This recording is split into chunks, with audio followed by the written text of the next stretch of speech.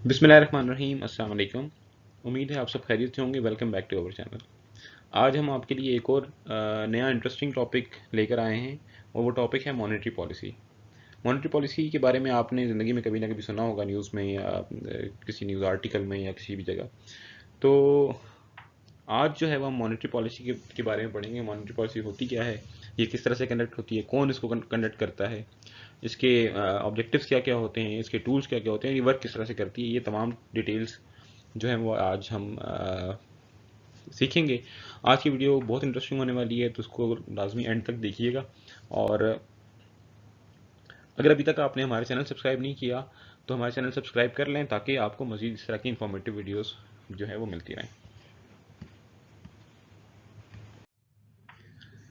सबसे पहले हम बात करते हैं कि मॉनेटरी पॉलिसी होती क्या है। Monetary policy basically state bank जो है, जिसमें पाकिस्तान का जो सेंट्रल बैंक है, जिसको हम स्टेट बैंक ऑफ पाकिस्तान कहते हैं, वो मनी को कंट्रोल करने के लिए एक पॉलिसी कंडक्ट करती है। उसको आसान लफ्ज़ों में हम मॉनेटरी पॉलिसी कहते हैं।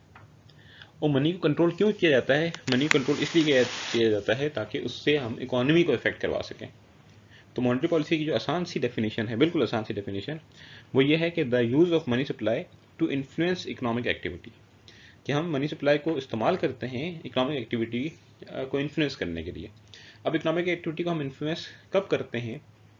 जब इकोनॉमी हमारी या तो रिसेशन में चली जाए, या फिर इकोनॉमी हमारी इन्फ्लेशनरी पीरियड के अंदर चल रही हो। मीन्स रिसेशन में अनएम्प्लॉयमेंट बहुत ज़्यादा हाई होगी, और इन्फ्लेशनरी पीरियड के अंदर आपकी इन्फ्लेशन बहुत ज़्यादा हाई होगी। तो या तो अनएम्प्लॉयमेंट को कंट्रोल करने के लिए हम मॉनेटरी पॉलिसी कंडक्ट करेंगे, या फिर हम इन्फ्लेशन को कंट्रोल करने के लिए मॉनेटरी पॉलिसी का कंडक्ट करेंगे। अब सवाल ये पैदा होता है कि मॉनेटरी पॉलिसी वर्क कैसे करेगी आखिर, ये कैसे होगा, हम कैसे इन्फ्लेशन को कंट्रोल करेंगे, कैसे अनएम्प्लॉयमेंट कंट्रोल करेंगे। तो ये वर्क मॉनेटरी पॉलिसी जो करती है वो इस तरह से करती है कि हम सप्लाई ऑफ मनी को एडजस्ट करते हैं, कि सप्लाई ऑफ मनी को या कम करते हैं या ज़्यादा करते हैं। तो उसको कम या ज़्यादा करने से जो सेंट्रल बैंक है वो इकोनॉमी को या स्पीड अप कर देता है या स्लो डाउन कर देता है। हम आगे इसके ऊपर मजीद डिटेल डिस्कशन करेंगे, कैसे स्पीड अप होगी, कैसे स्लो डाउन होगी, इसके टूल्स क्या हैं। अब मॉनेटरी पॉलिसी की दो टाइप्स हैं। जिस तरह मैंने आपको शुरू में बताया कि इसके दो ऑब्जेक्टिव्स एक तरह से हैं, कि एक आपने अनएम्प्लॉयमेंट को कंट्रोल करना है और एक आपने इन्फ्लेशनरी पीरियड को कंट्रोल करना है। सबसे पहला जो पीरियड है वो आप अगर देखें तो ये रिसेशन का पीरियड है। ये जो डायग्राम, फर्स्ट डायग्राम आपको शो हो रही है, ये रिसेशन है, जिसको आप डिप्रेशन भी कहते हैं। इकॉनमी क्रैश कर जाए आपकी, तो ऐसी सिचुएशन में आपने इकॉनमी के अंदर एक्सपेंशन करनी होती है। कि अगर आपकी इकॉनमी डाउनफॉल कर रही है और आपकी अनएम्प्लॉयमेंट रेट काफ़ी ज़्यादा हाई हो रहा है और मतलब लोगों को जॉब से निकाला जा रहा है, तो ऐसी सिचुएशन में सेंट्रल बैंक ऐसी पॉलिसी कंडक्ट करेगा कि जिससे के ज़रिए से ये जो डाउनफॉल आया है, इस डाउनफॉल को रिवर्स किया जा सके। तो इस रिवर्सल के लिए हम एक्सपेंशनरी मॉनेटरी पॉलिसी का इस्तेमाल करते हैं। एक्सपेंशनरी मॉनेटरी पॉलिसी, जैसे इसके नाम से ही पता लग रहा है कि इसमें हम क्या करेंगे, एक्सपेंशन ऑफ द इकॉनमी करेंगे। और एक्सपेंशन करने के लिए हम क्या करेंगे कि मनी सप्लाई को इंक्रीज करेंगे, इसलिए इसको हम एक्सपेंशनरी मॉनेटरी पॉलिसी कहते हैं। और इसका जो पर्पज़ है वो अनएम्प्लॉयमेंट को कंट्रोल करना है, और जो आपकी डिमांड डिक्रीज हो गई है उस डिमांड को इंक्रीज करना है, ताकि डिमांड इंक्रीज हो, ऑटोमेटिकली लोगों के लिए एम्प्लॉयमेंट अपॉर्चुनिटीज जनरेट हो जाएंगी। सेकंड जो टाइप है मॉनेटरी पॉलिसी की, वो है कॉन्ट्रैक्शनरी मॉनेटरी पॉलिसी, और ये इस्तेमाल होती है कि जब आपके इकोनॉमी में बहुत ज़्यादा हाई इन्फ्लेशन चल रही हो। अगर आपकी इकोनॉमी में बहुत ज़्यादा हाई इन्फ्लेशन चल रही है, तो उसका मतलब ये होता है कि डिमांड बहुत ज़्यादा है। तो हमने क्या करना है कि इन्फ्लेशन को कट करना है, और साथ ही साथ जो इंक्रीज कंज्यूमर स्पेंडिंग है, जो इंक्रीज कंज्यूमर डिमांड है, उसको कट करने के लिए हम क्या करते हैं, कॉन्ट्रैक्शन करते हैं। कॉन्ट्रैक्शन का मतलब क्या है कि आप इकोनॉमी को स्लो डाउन करने की कोशिश करते हैं। और स्लो डाउन किस तरह से किया जाता है मॉनेटरी पॉलिसी के जरिए से, कि आप मनी सप्लाई को कम कर देते हैं। जो सेंट्रल बैंक है वो मनी सप्लाई को कम कर देगा।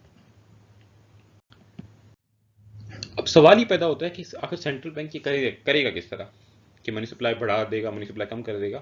तो अब हम ये पढ़ने की कोशिश करेंगे कि ये आखिर कैसे होगा कि एकदम से मनी सप्लाई बढ़ जाएगी, एकदम से मनी सप्लाई कम हो जाएगी। तो उसके लिए सेंट्रल बैंक के पास तीन टूल्स होते हैं। इन तीन टूल्स को इस्तेमाल करते हुए स्टेट बैंक जो है वो मॉनेटरी पॉलिसी कंडक्ट करता है। इन तीन टूल्स का नाम है रिजर्व रिक्वायरमेंट, डिस्काउंट रेट और ओपन मार्केट ऑपरेशंस। अब हम इन तीनों टूल्स के ऊपर जो है वो एक डिटेल डिस्कशन करेंगे और समझने की कोशिश करेंगे कि ये तीन टूल्स वर्क किस तरह से करते हैं और किस तरह से इससे मनी सप्लाई कम या ज़्यादा हो सकती है। सबसे पहला जो टूल है वो है रिजर्व रिक्वायरमेंट। रिजर्व रिक्वायरमेंट का मतलब क्या है कि जितने भी बैंक्स हैं आपके, जो कमर्शियल बैंक्स हैं, वो अपने पास रिजर्व में कुछ अमाउंट रखते हैं। फॉर एग्जांपल मैंने अगर किसी बैंक में जो है 100,000 डिपॉजिट करवाया है, तो रिजर्व रिक्वायरमेंट एक फिक्स परसेंटेज होगी जो स्टेट बैंक ने फिक्स की हुई है, और हम अज्यूम ये कर लेते हैं कि रिजर्व रिक्वायरमेंट 10% है। तो जो बैंक होगा, वो वाला जो बैंक है कमर्शियल बैंक जहाँ मैंने पैसे रखवाए हैं, वो अपने पास कितने पैसे रखेगा और कितने पैसे लैंड आउट करेगा। तो ये हम एक एग्जांपल के जरिए से समझने की कोशिश करते हैं इसी केस को, कि अगर मैंने 1 लाख रुपए रखवाया और 10% जो है वो रिजर्व रिक्वायरमेंट थी, तो उसका मतलब क्या है कि मैं अपने पास वॉल्ट में या रिजर्व्स के अंदर जो है वो 10,000 रखूंगा।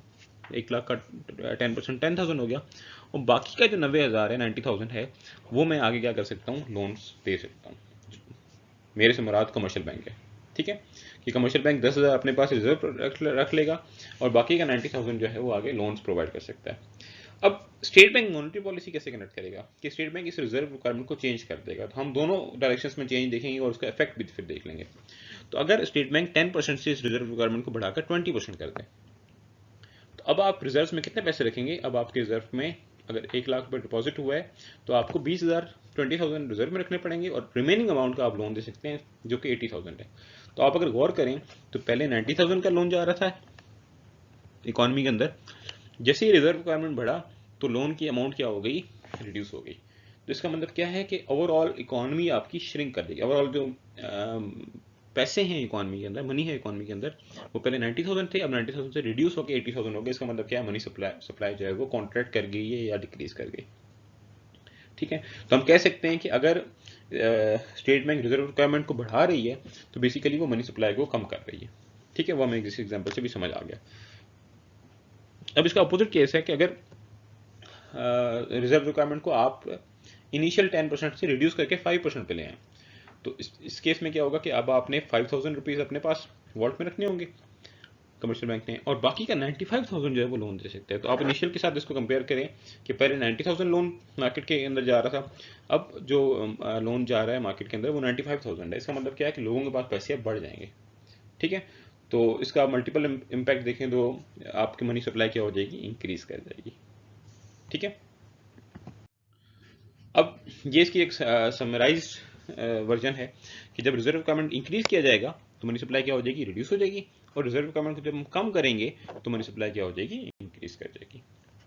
तो आइए अब हम second tool of monetary policy को स्टडी करने की कोशिश करें। जो second tool of monetary policy है वो है the discount rate. Discount rate का मतलब ये होता है कि समटाइम्स ऐसा होता है कि जो कमर्शियल बैंक्स हैं वो सेंट्रल बैंक से लोन लेते हैं, ठीक है। तो जो सेंट्रल बैंक कमर्शियल बैंक्स को लोन देता है उसके ऊपर वो कुछ ना कुछ इंटरेस्ट रेट चार्ज करता है। उस इंटरेस्ट रेट को हम क्या कहते हैं, उस इंटरेस्ट रेट को हम डिस्काउंट रेट कहते हैं। तो discount rate basically is the interest rate charged by central bank on the loans given to commercial banks. कि कमर्शियल बैंक्स को जो लोन दिए जाते हैं सेंट्रल बैंक की तरफ से, उस पर जो इंटरेस्ट चार्ज किया जाता है उसको हम डिस्काउंट रेट कहते हैं। अब ये किस तरह से मॉनेटरी पॉलिसी के ऊपर वर्क करता है, आइए हम इसको समझने की कोशिश करते हैं।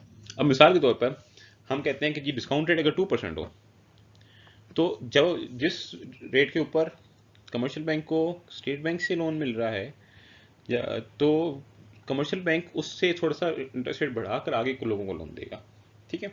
तो इसमें अगर आप देखिए हम कहते हैं कि अगर डिस्काउंट रेट 2% हो तो बैंक जो है वो आम कस्टमर्स को 3% चार्ज करेगा। अब सेंट्रल बैंक क्या करता है कि इस इंटरेस्ट रेट को बढ़ा दे, अगर 2% से बढ़ा के 3% कर दे तो बैंक क्या करेगा। अब बैंक 3% पे लोन तो नहीं देगा ना इनिशियल, बैंक अपना इंटरेस्ट को बढ़ा के 4% कर देगा, ठीक है। तो इसका मतलब क्या है कि जब इंटरेस्ट रेट हाई होगा तो जो कस्टमर्स हैं वो कम लोन लेंगे, और जब कम लोन लेंगे इसका मतलब क्या है कि मनी सप्लाई आपकी श्रिंक कर जाएगी, कॉन्ट्रैक्ट कर जाएगी। ऑन द अदर हैंड अगर सेंट्रल बैंक क्या करे, इसको लो कर दे, तो डिस्काउंट रेट को कम करके 1% कर दे, तो बैंक क्या करेगा, बैंक भी अपना इंटरेस्ट रेट कम कर देगा, वो 2% कर देगा।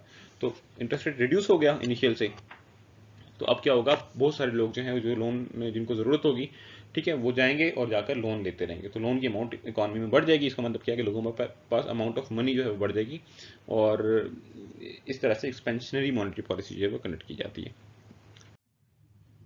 तो इसकी जो समरी है वो क्या है कि अगर डिस्काउंट रेट बढ़ जाए या स्टेट बैंक बढ़ा दे तो उसका मतलब क्या है कि मनी सप्लाई रिड्यूस की जा रही है, और अगर डिस्काउंट रेट को कम कर दिया जाए तो इसका मतलब है कि मनी सप्लाई को हम इंक्रीज करना चाह रहे हैं।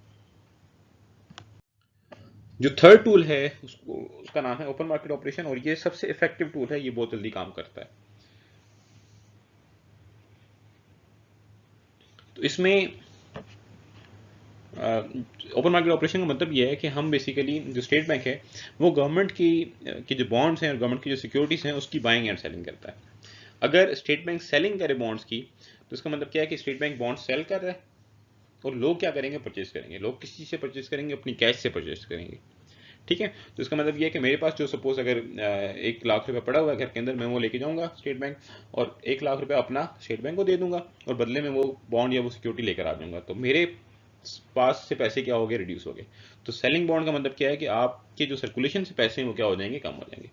और जब स्टेट बैंक बाय करेगा, कि स्टेट बैंक अनाउंस कर देगी जिस जिसके पास बॉन्ड है वो ले आए, हम बाय करना चाह रहे हैं, तो अब जो बॉन्ड मेरे पास पड़ा हुआ है वो मैं लेके जाऊंगा स्टेट बैंक के पास, बॉन्ड स्टेट बैंक ले लेगा और बदले में मुझे करेंसी मिल जाएगी। तो इसका मतलब क्या है, करेंसी इन सर्कुलेशन इंक्रीज कर जाएगी। तो बाइंग बॉन्ड्स का मतलब क्या है कि आपकी जो मनी सप्लाई वो इंक्रीज कर जाएगी। इसी की समरी ये आप लोगों के सामने जो है वो दी गई है कि कैसे जो ओपन मार्केट ऑपरेशन है वो वर्क करते हैं। अगर हम बॉन्ड्स को सेल कर दें तो उससे क्या होगा, मनी सप्लाई रिड्यूस हो जाएगी, और अगर बॉन्ड्स को बाय किया जाए तो उससे क्या होगा, मनी सप्लाई हमारी इंक्रीज कर जाएगी। अब जो इनिशियल हमने स्टार्ट में बात की थी कि रिसेशन और इन्फ्लेशनरी गैप्स के लिए जो है वो मॉनेटरी पॉलिसी लगाई जाती है, तो उसका थोड़ा सा अगर आप ये इन टूल्स की मदद से हम उसकी समरी बनाने की कोशिश करते हैं कि अगर रिसेशन हो, रिसेशन का मतलब क्या है कि यानी कि आपकी डिमांड जो है वो डिक्रीज हो चुकी है, अनएम्प्लॉयमेंट बहुत हाई है, तो इस ऐसे केस में स्टेट बैंक कौन सी पॉलिसी लगाएगा, ऐसे केस में एक्सपेंशनरी मॉनेटरी पॉलिसी लगाई जाएगी। तो एक्सपेंशन करने के लिए ये 3 टूल्स हैं हमारे पास, इन 3 टूल्स में से हम कोई भी टूल इस्तेमाल कर सकते हैं या मल्टीपल टूल्स भी इस्तेमाल कर सकते हैं, कि या तो state bank reserve requirement decrease कर देगा, या डिस्काउंट रेट को डिक्रीज कर दिया जाएगा, या फिर बॉन्ड्स को बाय किया जाएगा। तो उससे क्या होगा कि इकॉनमी आपकी रिसेशन से आउट हो जाएगी। अगर इन्फ्लेशन का पीरियड हो और इन्फ्लेशन को हम काउंटर करना चाह रहे हैं तो उसके लिए जो है वो क्या करना पड़ेगा, हमें कॉन्ट्रैक्शनरी मॉनेटरी पॉलिसी करनी पड़ेगी ताकि इन्फ्लेशन कंट्रोल हो और लोगों की डिमांड जो है वो रिड्यूस हो जाए। तो उसके लिए हम हमारे पास जो टूल्स हैं वो क्या क्या हैं कि हम रिजर्व रिक्वायरमेंट को बढ़ा दें, या डिस्काउंट रेट को बढ़ा दें, या फिर बॉन्ड सेल करें। इसको हम टाइट मनी पॉलिसी भी कहते हैं, और जो रिसेशन में जो इस्तेमाल की जाती है उसको हम इजी मनी पॉलिसी भी कहते हैं। तो ये हमारी आज की वीडियो थी जिसमें हमने मॉनेटरी पॉलिसी के बारे में पढ़ा, उसके ऑब्जेक्टिव्स के बारे में पढ़ा, उसकी टाइप्स के बारे में पढ़ा, और आखिर में फिर हमने टूल्स को जो है वो डिटेल्ड डिस्कशन की।